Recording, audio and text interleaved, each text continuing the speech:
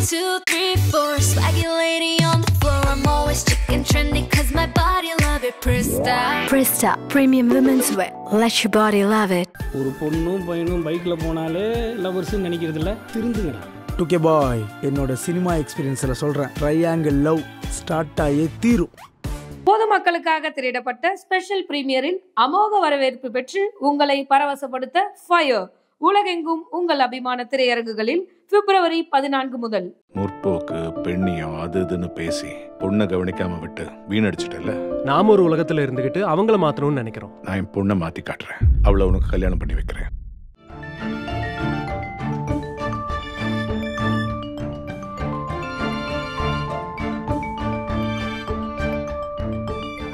உங்கள் ஜீரண கோளாறுகளுக்கும் வயிற்றெரிச்சலுக்கும் சரியான ஒரு தீர்வு. டூரிங் டாக்கீஸ் ரசிகர்களுக்கு வணக்கம். வாங்க லென்ஸ் நிகழ்ச்சிக்கு போகலாம்.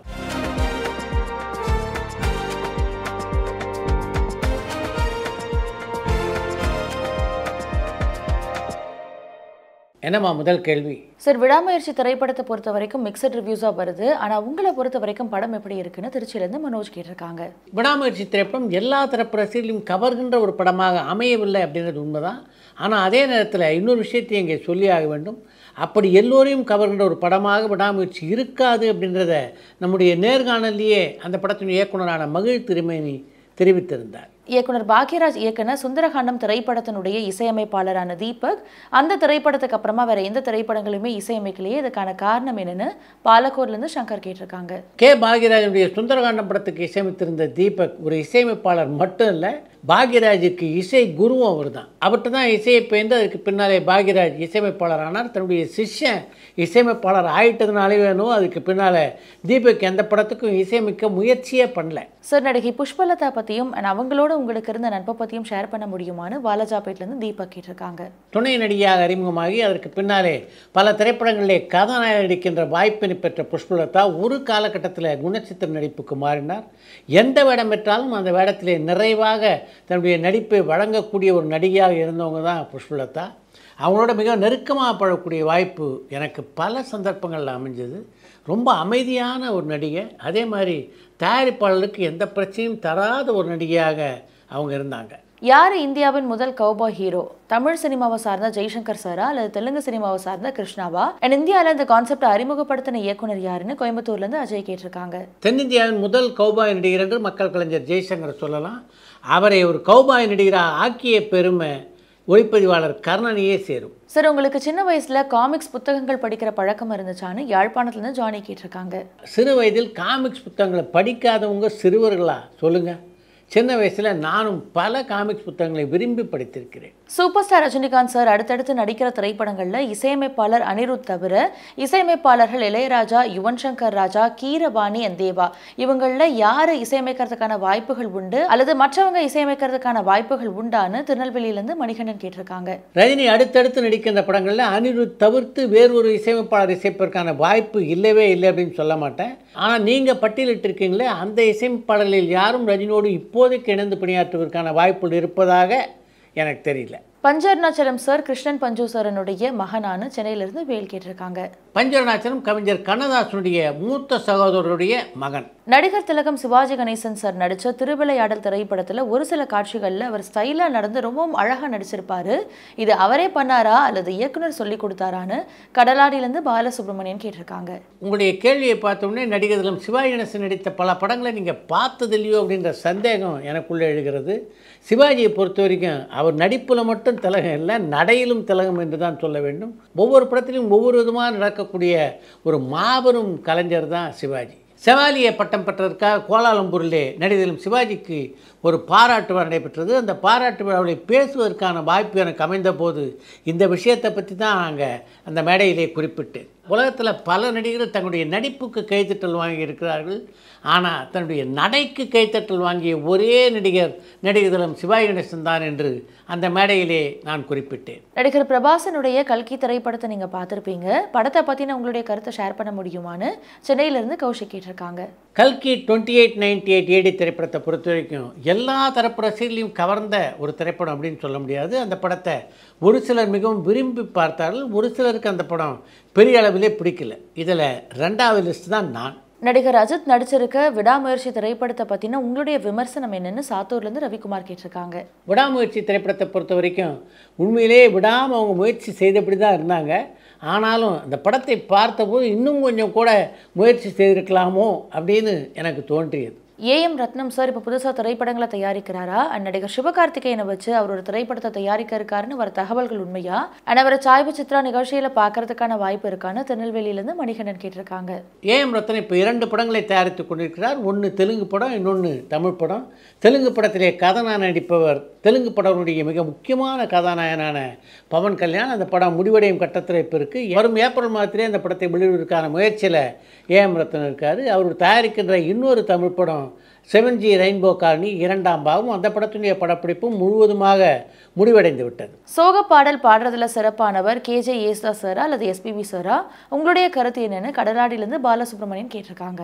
சோக பாட்டுகளை பாடுறதுல யேசுதாஸ், SP பாலசுப்ரமணியன் இருவருமே மிகச்சிறந்தவர்கள் என்றாலும் என்னுடைய ஓட்டு யேசுதாஸுக்கு தான். நடிகர் சிவகுமார் சார் நடித்த பத்ரகாளி திரைப்படத்தை பற்றின உங்களுக்கு தெரிஞ்ச தகவல்களை ஷேர் பண்ண முடியுமான்னு சென்னையிலேருந்து கௌஷிக் கேட்டிருக்காங்க.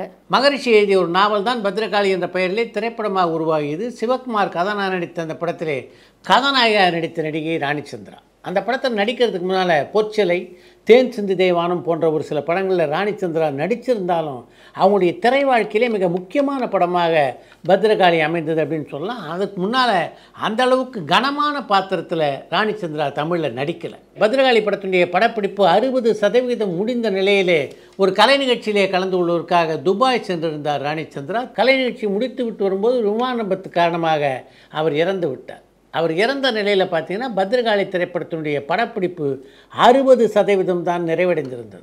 என்ன பண்ணுறதுன்னே ஏசி திருலோச்சந்தருக்கு புரியல. அப்போ தான் அவருடைய நலம் விரும்பிகள் பலரும் சிவகுமாரும் இன்னொரு நடிகையை டூப்பா போட்டு அந்த படத்தை முடித்து விடலாம் அப்படின்ற யோசனையை ஏசி திருலோச்சந்தருக்கு சொன்னாங்க. ஆனாலும் திருலோச்சந்தருக்கு பெரிதாக அதில் உடன்பாடு இல்லை. ஏறக்குறைய ராணிச்சந்திராவுடைய தோற்றத்தை ஒத்த ஒரு நடிகை அப்போ இருந்தாங்க. அவங்க பேர் புஷ்பா.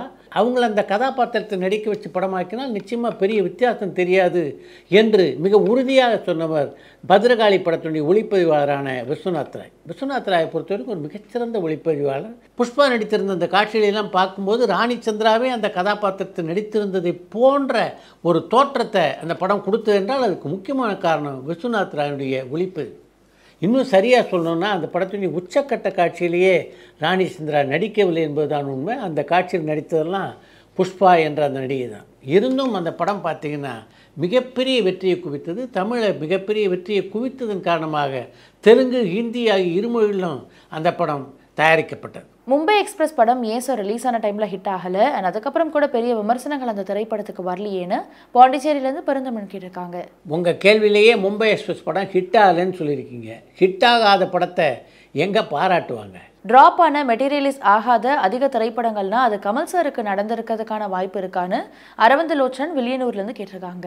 மிக அதிகமான படங்கள் ட்ராப் ஆனது கமல்ஹாசனுக்கு தான் அப்படின்னு சொல்ல முடியாது. அவருக்கு முன்னால் ஒரு சீனியர் இருக்கார், அது புரட்சி தலைவர் எம்ஜிஆர். நடிகர் சத்யராஜனுடைய மகனான சிபிராஜ் இப்போ என்ன படம் பண்ணுறாங்க, அண்ட் அவங்களுடைய பேட்டி நம்மளுடைய சேனலில் இடம்பெறதுக்கான வாய்ப்பு இருக்கான்னு ஓமரூர்லேருந்து சாந்தகுமார் கேட்டிருக்காங்க. டன் அவர்ஸ் அப்படின்ற ஒரு படத்தில் இப்போ சத்யராஜ் நடித்து முடித்திருக்கிறார். மிக விரைவிலேயே அந்த படம் திரையரங்கிலே வெளியாகிருக்கிறது. அந்த படம் நீங்களாக இன்னொரு படத்தில் இப்போது நடித்து கொண்டிருக்கிறார் சிபிராஜ்.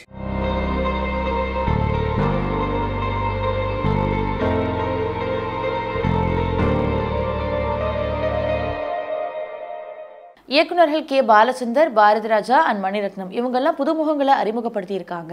ஆனா இப்போ இருக்கிற முன்னணி இயக்குநர்கள் துணை கதாபாத்திரங்கள்ல கூட புதுமுகங்களை அறிமுகப்படுத்துறது இல்லையே, இதுக்கான காரணம் என்னன்னு பாண்டிச்சேரியிலிருந்து பெருந்தமிழன் கேட்டிருக்காங்க. இப்போதுள்ள இயக்குநர்கள் புதுமுகங்களை அறிமுகப்படுத்துறதில்லை அப்படின்னு சொல்ல முடியாது. பல நல்ல நல்ல புதுமுகங்களை குணச்சித்திர கதாபாத்திரங்கள் அறிமுகப்படுத்துகிறாங்க. ஆனால் பாலச்சந்தர், பாரதி ராஜா ஆகியோர் அறிமுகப்படுத்தின மாதிரி கதாநாயகன் வேடத்துக்கும் கதாநாயகி வேடத்துக்கும் புதுமுகங்களை இவர்கள் அறிமுகப்படுத்துறதில்லை. அதனால தான் அது உங்களுக்கு தெரியல. அடுத்து இன்று ஒரு தகவல். எம்ஜிஆரும் BN ஜானகியும் ஜோடியாக நடித்த திரைப்படம் மருதநாட்டு இளவரசி என்ற திரைப்படம். அந்த படத்தில் நடிக்கும்போது தான் அவருடைய காதல் மிக தீவிரமாக வளர்ந்தது என்று சொல்லலாம். ஒரு காலகட்டத்திலே இருவரும் திருமணம் செய்து கொள்வது என்று முடிவெடுத்தாலும் அதை அவர்களால் நிறைவேற்ற முடியலன்னா அதுக்கு முக்கியமான காரணம் அப்போது இருதார தடை சட்டம் அமுலிலே இருந்தது தான். எம்ஜிஆருடைய இரண்டாவது மனைவியான சதானந்தவதி அப்போ உயிரோடு இருந்தாங்க. அதன் காரணமாக தான் அவங்க 2 பேரும் அப்போ திருமணம் செய்து கொள்ள முடியவில்லை. எம்ஜிஆர் விஎன் ஜானகி காதலுக்கும் அவர்கள் திருமணம் செய்து கொள்வதற்கும் எம்ஜிஆருடைய இரண்டாவது மனைவியான சதானந்தவதி பச்சை கொடி காட்டினாங்கன்னா அதுக்கு முக்கியமான காரணம் அவங்க மிகப்பெரிய அளவிலே அப்போது நோய்வாய்ப்பட்டிருந்தது தான். சதானந்தவதியுடைய மறைவுக்கு பின்னாலே ராமாபுரம் தோட்டத்தில் எம்ஜிஆரும் விஎன் ஜானகியும் தனியாக குடத்தனம் நடத்த தொடங்கினார்கள். ஆனால் அப்போதும் அவர்கள் இருவருக்கும் இடையே திருமணம் ஆகியிருக்கவில்லை. எம்ஜிஆர் கிட்ட என்னை சட்டப்பூர்வமாக திருமணம் செய்து கொள்ளுங்கள் அப்படின்னு எப்படி கேட்கறது அப்படின்னு தயங்கிய விஎன் ஜானகி தன்னுடைய குருநாதரான கே சுப்பிரமணியத்தை அணுகி இந்த பிரச்சனையை சொன்னார். எம்ஜிஆர் விஎன் ஜானகியுடைய காதல் எப்படிப்பட்டது, அவள் எப்படிப்பட்ட வாழ்க்கையை வாழ்ந்து கொண்டிருக்கிறார் அப்படின்றதெல்லாம் கே சுப்பிரமணியத்துக்கு ரொம்ப நல்லா தெரியும். அப்படின்றதுனால உடனடியாக எம்ஜிஆரை சந்தித்த கே சுப்பிரமணியம் இந்த திருமணத்துக்கு ஏற்பாடு செய்யும்படி எம்ஜிஆரிடம் சொன்னார். எம்ஜிஆரை பொறுத்த வரைக்கும் கே சுப்பிரமணியம் ஒரு வார்த்தை சொல்லிட்டார்னா அதை தட்டவே மாட்டார். அந்த அளவுக்கு மிகப்பெரிய பக்தி வைத்திருந்தார் கே சுப்பிரமணியத்து மேலே எம்ஜிஆர் என்று தான் சொல்ல வேண்டும். கே சுப்பிரமணியம் சொன்னோடனே உடனடியாக அந்த திருமணத்துக்கு எம்ஜிஆர் சம்மதித்தார். அந்த திருமணத்துக்கு சாட்சி கையெழுத்து போட்டது கூட இயக்குனர் கே சுப்பிரமணியன் தான். எம்ஜிஆர் சந்திரபாபு தொடங்கி சினிமா உலகில் இருந்த பல கலைஞர்களுக்கு திரை வாழ்க்கையில் மட்டும் இல்லாமல் அவருடைய தனிப்பட்ட வாழ்க்கையிலும் காட்ஃபாதராக இருந்ததுன்னா அந்த பெருமை கே சுப்பிரமணியத்துக்கே சொந்தமானது. கண்ணப்பா திரைப்படத்தில் சிவனா நடிக்க அக்ஷயகுமாரை எப்படி தேர்வு பண்ணீங்க சார்? முதல் 2 வாட்டி அவங்க டீம் எல்லாருமே சொன்னாங்க, இல்லை நாங்கள் 5-6 நாள் ரோல் பண்ணுறது கிடையாது, பெரிய இந்தியா பிகஸ்ட் சூப்பர் ஸ்டார். நான் சொன்னேன் ஈஸ் அ சூப்பர் ஸ்டார், நான் இல்லைன்னு சொல்ல. மோகன்லால் எப்படி இந்த படத்தில் உள்ள பண்ணீங்க? ஓ, அது ஒரு பெரிய கதை. லால் சார் கிட்ட அப்பா ஃபோன் பண்ணி ஒரு நாள் அவர் சொல்லுங்கண்ணா என்ன, இல்லை விஷ்ணு கூட பேசணுமா அங்கிள், ஒரு படம் பண்ணுறேன் நியூசிலாண்டில், சினிமா மொத்தமாக நியூசிலாண்டில் இருக்குது, நீங்கள் பண்ணால் எனக்கு ஒரு கெரியராக ஹெல்ப் இருக்கும். 2 பேர் இந்த படத்தில் நான் நடிக்கும்போது 2 பேர்னால என் லைஃப் அவுட்லுக் மாறி இருக்கு. ஒன்று பிரபு, இன்னொன்று மோகன்லால் சார். மோகன்லால் சார் வந்து ஆட்டிடியூட், அது சில எபிசோடு சில நடந்ததாங்க. ஃபார் எக்ஸாம்பிள், ஒரு சின்ன எக்ஸாம்பிள் சொல்கிறேன்.